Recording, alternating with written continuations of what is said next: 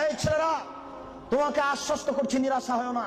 তবে আমি তোমাকে বলেছি, এখান থেকে উঠার আগে মোবাইলে যেন আর কোনো মেয়ের নাম্বার না থাকে।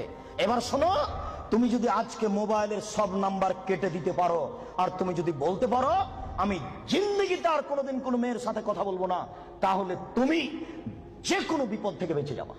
প্রমাণ, তিনজন লোক রাস্তায় হাঁটছিল, বৃষ্টি আসলো, পাহাড়ের গর্তে ঢুকলো, একটা বড় পাহাড়, বড় পাথর মুখের উপরে আসলো, আর তারা বের হতে পারবে না।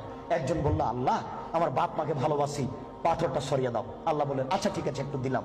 একজন বলল, আল্লাহ, আমি একটা লোককে কাজে নিয়েছিলাম, অর্ধেক দিন কাজ করার পরে চলে যাবে। আমি বললাম, টাকা নেও। বলছে, না, নিব না। কদিন পরে এসে বলছে, টাকা দেন। আমি বললাম, গরু ছাগল নিয়ে যাও। আমাকে বলছে, মজাক করবেন না, একদিনের টাকা দেন।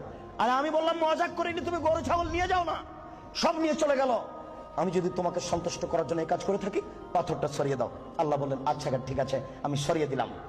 তিনজনের তৃতীয় জন বলছে, আল্লাহর নবী, আমার একজন চাচাতো বোন ছিল, আমি তাকে জীবন বাজি রেখে ভালোবাসতাম, আমি তার সাথে জেনা করতে চাইলাম, ফাবাত, সে নাকচ করে দিল। আমাকে বলল, তুই যদি 100টা স্বর্ণের টাকা আমাকে দিতে পারিস, আমি রাজি। আমার মন ভেবেছিল, আমি গরিব মানুষ, 100 টাকা সংগ্রহ করতে পারবো না। হাড় ভাঙা পরিশ্রম করে 100 টাকা নিয়ে উপস্থিত আমার বোনের হাতে দিলাম। আমি তার দুই পায়ের মাঝে বসলাম, আমি জেনা করব।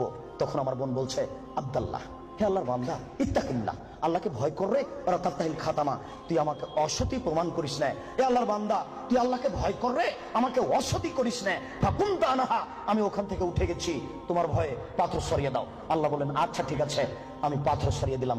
এ দেখো, বিপদ থেকে বেঁচে গেল জেনা বন্ধ করার কারণে। আমি না বুঝাতে পারলাম না। বুখারী মুসলিমের হাদিস। দুই, এই ছেলে শোনো, শুধু বাঁচা নয়, আজকে থেকে তুমি যদি বলতে পারো, কোন মেয়ে যদি তোমার সাথে জেনার গল্প করতে চাই, তাহলে তুমি মোবাইলে বলবা, ইন্নী আখাফুল্লাহ, আমি আল্লাহকে ভয় করি, জিন্দেগিতে আমি তোমার সাথে আর কোনোদিন কথা বলবো না, তুমি আমার সাথে কথা বলবো না। এই কথা যদি তুমি বলতে পারো, বিচারের মাঠে তুমি বিশেষ ছায়াতলে 7 শ্রেণীর মানুষ থাকবে, তবে তুমি একজন।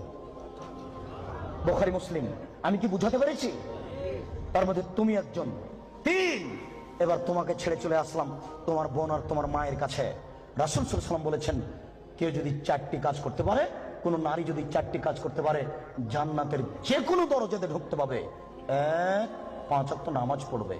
2, রমজান মাসের রোজা থাকবে। 3, স্বামীকে মেনে চলবে। 4, জেনায় লিপ্ত হবে না, জান্নাতের যে কোনো দরজাতে ঢুকতে পাবে, কোনো সমস্যা নেই। এবার সবার জন্য আল্লাহ তাআলা বলেন, ওয়ানাহান নাফসা আনিল হাওয়া।